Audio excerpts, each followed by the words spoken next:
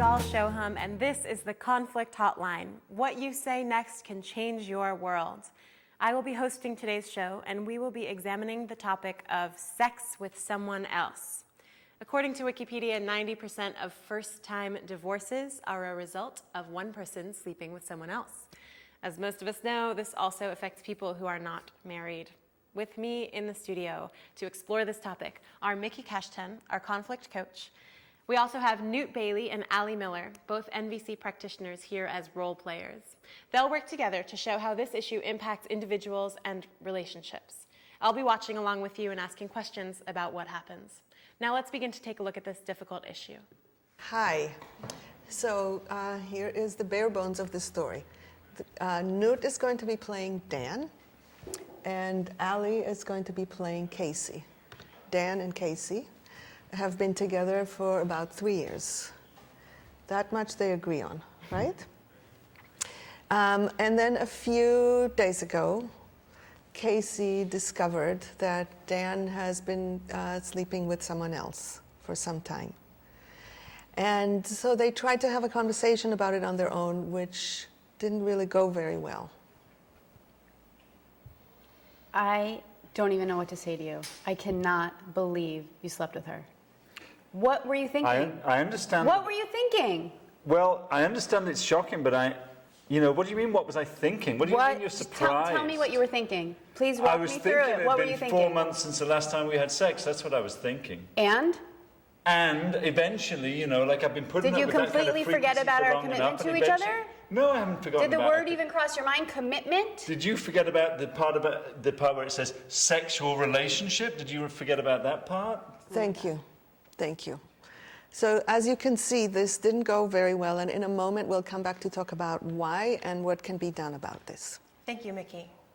Conflict Hotline is a live call-in program about the common challenges that we face in our relationships, at home, and around the world. We show how people can develop awareness and skills to face those situations more successfully.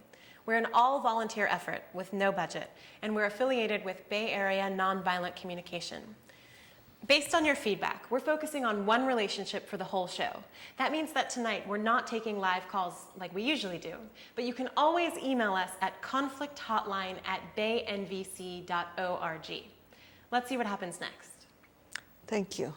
So this topic gives us an opportunity to take a deeper look at how we can work and prepare for working out a conflict like this. As you can see, the conversation was incredibly charged, and that's not surprising. So they decided that they're going to contact me and work with me to resolve what to do with the situation.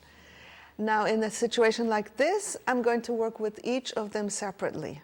And the reason is that even with me, it wouldn't work to put them together. Let's see what would have happened if they had come into a session, both of them together with me. So let's pretend that that's happened, which it wouldn't, because there isn't enough trust between them to even be able to be in the room and hear each other. Let's see what happens. Why don't you tell her what you did? You don't have to start with that kind of tone about it. Can you hang back for a moment? I want to just even see if we can have a bit of a connection here. Well, frankly, I don't think that's very likely, because it's kind of like I'm being portrayed essentially as some kind of portrayed as a perpetrator of some kind of crime. Can you hang back for a moment? I want to hear you one at a time. I can hang back if she can actually be reasonable in what she's saying. I cannot believe you. Be reasonable. You cheated That's why on me. we've come here. We've come here and we're paying money so that you can actually take responsibility for what you did? I am taking responsibility for you're it. not. Okay, thank you. That's what would have happened. And there's a reason for this. It's not that they are unskilled people or monsters or anything like this. It's that the issues that surround a situation in which one person sleeps with another person raise our deepest feelings, our most core issues, touch on matters of trust, mattering, connection, basic safety. So it's very hard to work together. So instead of working with the two of them together, like we just tried, because it would be pointless. In general, when we do this show, we ask one person to stretch, but who am I going to ask to stretch here? They're not available to stretch. Isn't that true? I'm not. Yeah. Yeah, she's not. And are you? Well, no. Okay. So in that case, when the charge is so high, it makes much more sense to work with each person separately. Then some of the charge can be metabolized through the process of empathic presence and connection, and then we can bring them together. So in our next segment of this, we're going to work with one person. Now you might think that I would work first with Casey, because in the common language, Casey is portrayed as the victim. From a nonviolent communication perspective, there's no victim and no perpetrator. There's just a situation with two people who are caught in a cycle of great suffering.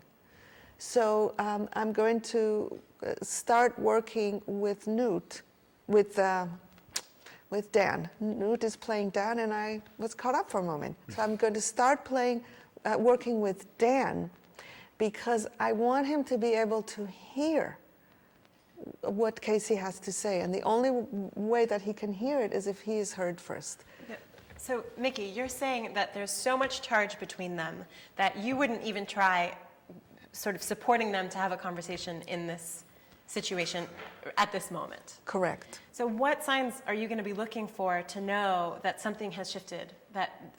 What are you going to be looking for when you work with each of them separately that will tell you, okay, I want to bring them back together? So there's a couple of things. One is some kind of a relaxation, a settling, where I see the energy kind of like relaxing. Another is spontaneous interest in the experience of the other person, which happens when you work with someone who is in an intense situation. At some point or another, not always, but very often, there's spontaneous interest in the other person. That tells me that there is willingness, openness to hearing. So you're saying they need to be sufficiently sort of relaxed or not triggered so that you can trust that they can be that way in front of the other. Yeah. And you're also saying you'd like to see curiousness or openness to the other person's perspective. Yeah. Now the trigger, this level of trigger obscures any kind of love, connection, interest, care that exists. That is the fundamental nature of what happens when we're triggered. Being triggered means we go to the deepest place of fear and we get completely preoccupied with protecting ourselves. So then we get into that fight or flight thing which they were doing in spades when they were trying to talk to each other. When you are in fight or flight, you can't hear and you can't speak. So one option is to work with someone like you or a friend or someone else to sort of get untriggered or sort of get to that place of centeredness. And part of the tragedy of what happens in our culture is because empathic presence is so rare. What happens usually is each of them will go to a friend and the friend will fan the flames. They're going to say, yes, he is da-da-da-da-da-da-da-da. Yes, she is da-da-da-da-da-da-da. Of course you can't da-da-da-da-da-da-da. And this way, they are not going to find themselves in a place of being able to connect. And that can lead to very acrimonious breakup. Now, right from the start, before I even start talking with them and working with them, I'm not having any attachment to an outcome in which they stay together or an outcome in which they don't.